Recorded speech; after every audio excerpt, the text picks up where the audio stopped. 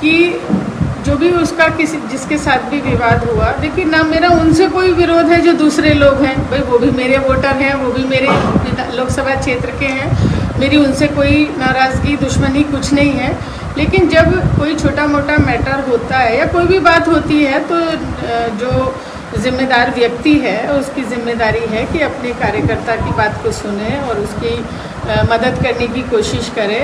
तो उसमें जो मुझे ये नहीं है कि जो भी जिस भी स्तर की झगड़ा हुआ था उस स्तर पे अगर तहरीर मतलब उस स्तर पे अगर एफआईआर लिखी जाती तो मुझे कोई एतराज़ नहीं था। लेकिन एफआईआर 307 में लिखी गई है, वो खुद थाने में गया है अपनी बात बताने के लिए, अपनी परेशानी बताने के लिए, और उसको वहीं हिरासत में बिठा लिया गया। उसके ऊपर 307 की मतलब धारा लगी उसके ऊपर, जबकि 307 का कोई मुकदमा ही नहीं है। भाई ठीक है, मेडिकल नहीं है, मेडिकल क्या होती है 323 होती है, क्या होती है 323 का मेडिकल है, 307 की उस पर धारा लग रही है। तो जो ये रवैया है इस वक्त, और ख़ास तौर से जो भोजपुर थाना के जो थाना अध्यक्ष हैं, उनकी बहुत लोग मुझे फ़ोन करते रहते हैं। मैं जनप्रतिनिधि हूँ, जाहिर सी बात है लोग मुझे अप्रोच करेंगे, तो बहुत वहाँ की शिकायतें आती रहती हैं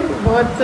अब उन्होंने क्यों थी उसे, जब जो आदमी खुद थाने में गया है अपनी पीड़ा बताने के लिए, उसको हिरासत में ले लिया गया, उसकी बहुत ज़्यादा बार बार पिटाई की गई और उसके ऊपर 307 का मुकदमा लिखा गया। जो जितना झगड़ा था उतना लिखा जाता तो कोई एतराज़ की बात नहीं थी, लेकिन इतनी बढ़ा चढ़ा के लिखा गया और क्यों मारा गया, इसके वजह से उस पर मतलब क्या मंशा थी थाना अध्यक्ष की, कोई भाई कोई लालच था उन्हें, कोई दुश्मनी थी, क्या बात थी, ये बड़ा प्रश्न चिन्ह है। और मैं उच्च अधिकारियों से वार्ता करूंगी और मांग करूंगी कि इसकी जांच हो और इसमें निष्पक्ष धाराएं रहें और बाकी धाराएं उसमें से कटें। और एक ये कई मीडिया वालों का मैं देख रही हूँ कि चाहे वो प्रिंट मीडिया के हों या इलेक्ट्रॉनिक मीडिया के लोग हों, उन्होंने उसमें ये बताया है कि वो सांसद का रुचिवीरा का मतलब पीए है, पीआरओ है,